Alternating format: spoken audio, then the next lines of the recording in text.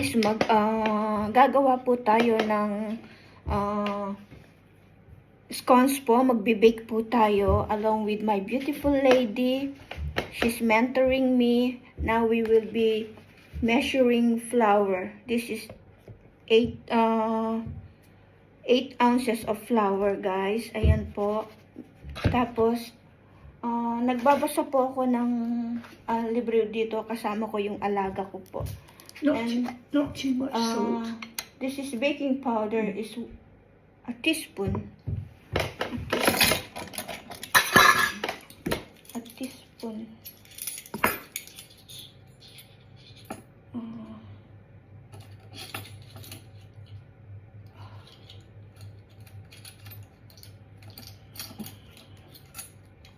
One teaspoon.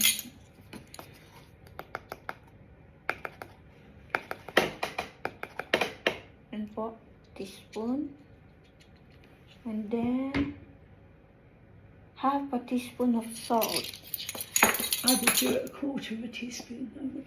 Quarter of a teaspoon of salt. Okay.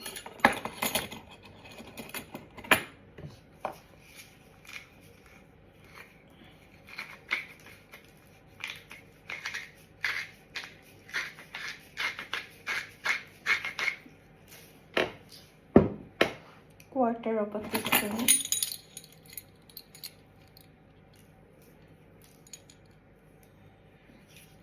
Quarter of a teaspoon of salt.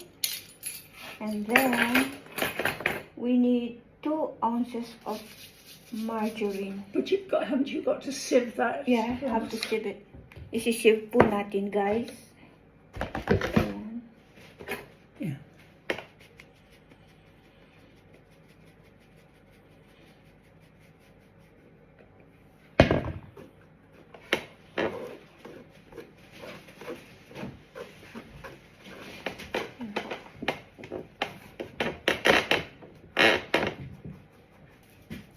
Kasama ko po yung alaga kong maggagawa nito. Very special pong...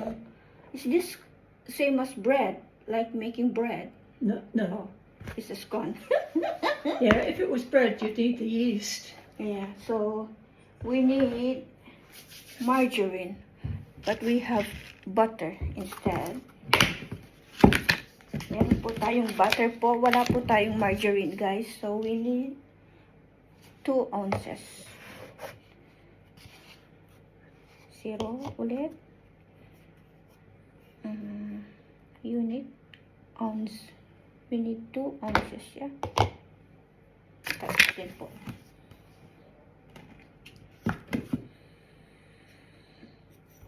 Oh.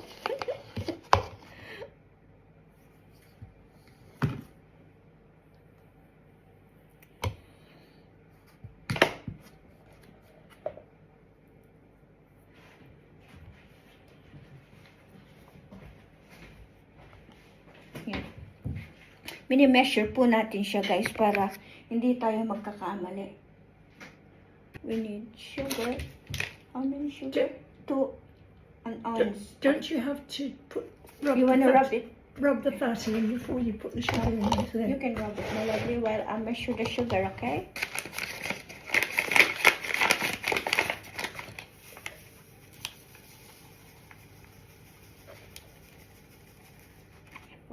Yan, napadami yung sugar. Bawasan po natin. Kailangan exact po yung measurement po natin para hindi magkakamali po, guys. Yan po. Ounces po na sultanas, guys. 2 ounces. So you could do 1 ounce of that and 1 ounce of peel. Oh yeah. Yan po. I-mix po natin yung sultanas at saka yung lemon peel, guys. Yan. Tigwa 1 ounce po sila, guys. Yan po.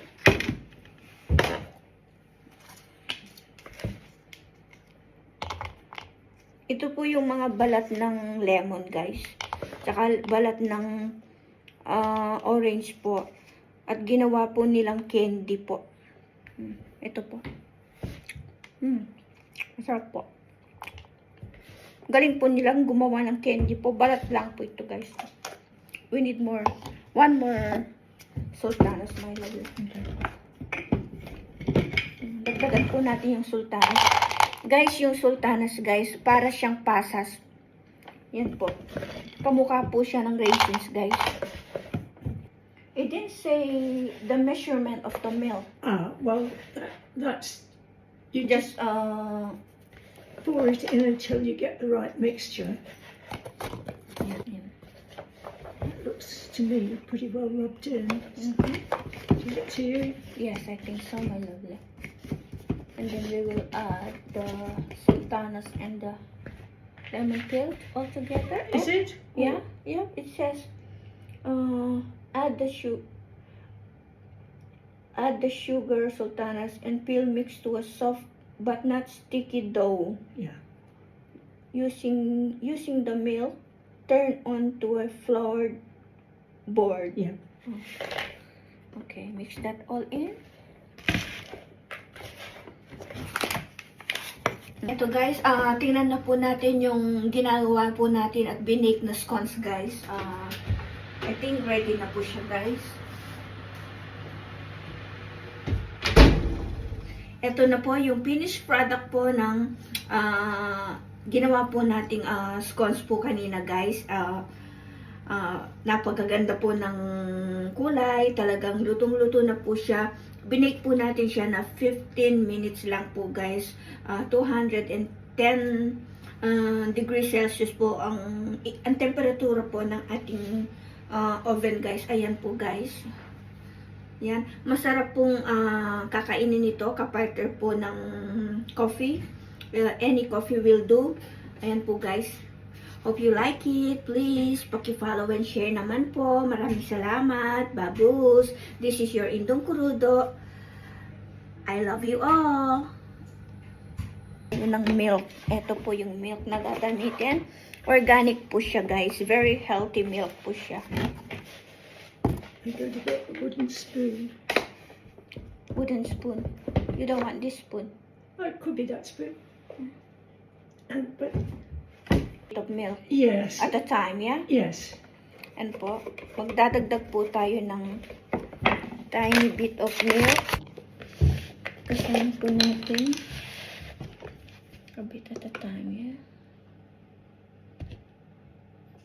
That's it. Is that enough? Or a bit more? I think it will need a bit more. Okay. That's Yeah. I think. okay. And rub. Mix all together.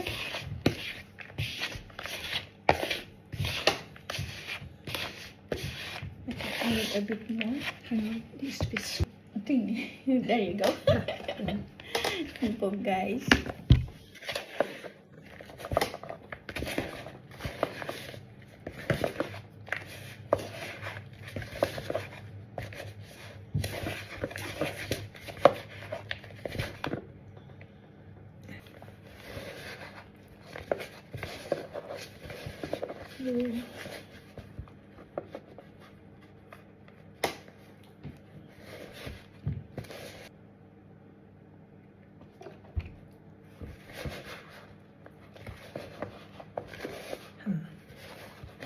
It's a tricky bit.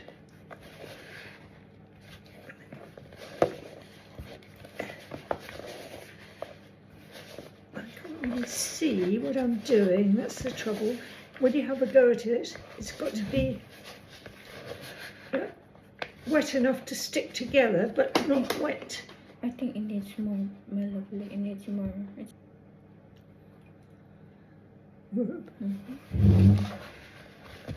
That would definitely be enough, I think.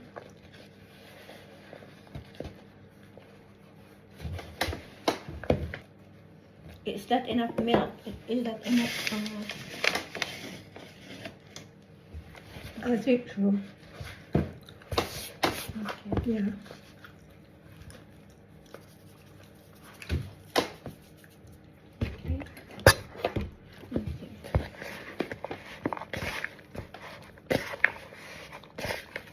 Stick together po yung ating dough, guys. Ayan, mag-stick po siya, guys. Para ano po natin siya, raw. Ito po guys, para lang po kami naglalaro ng alaga ko guys. It's a good way of cleaning your fingernails. Ganda po kasing ano to, yung exercise para po sa mental health ng aking alaga. Yan po, iro-roll na po niya yung ating dough. Ayan.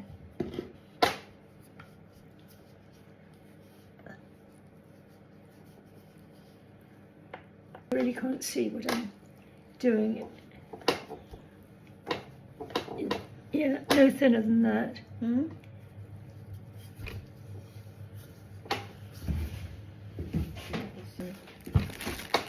Para lang po tayo naglalaro guys. That'll look no thinner.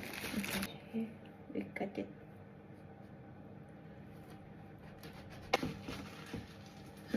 Ang ganda po, para siya pong bulak flowers.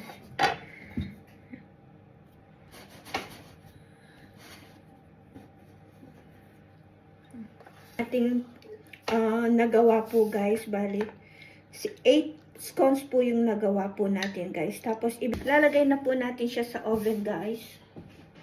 Set the timer for 15 minutes. 15 minutes, starting now. Very, very therapeutic.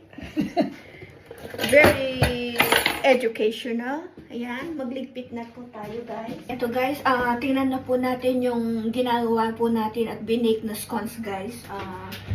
I think ready na po siya guys. Ito na po yung finished product po ng ginawa po nating scone. Masarap pong kakainin ito kapartner po ng coffee. Hope you like it. Please, paki-follow and share naman po. Maraming salamat. Babus. This is your Indong Kurudo. I love you all.